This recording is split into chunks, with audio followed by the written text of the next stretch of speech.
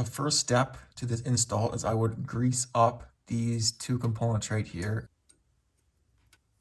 Also put some grease onto the clevis pin. Now with everything greased up, we can put this assembly together. Make sure to install this clip while putting this all together.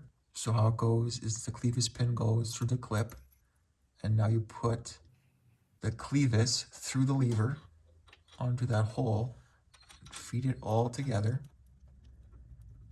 like that. Make sure everything rotates nicely.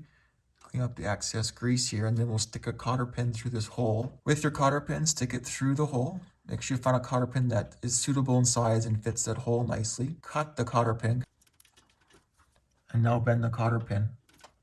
And now we will attach the return spring onto this clip, and the rod will be connected to this hole, and then the spring will be attached, and the spring will run all the way up here onto this bracket right here, onto this hole. Now it's time to install the link rod. Feed through the hole on the clip. Slides in like that.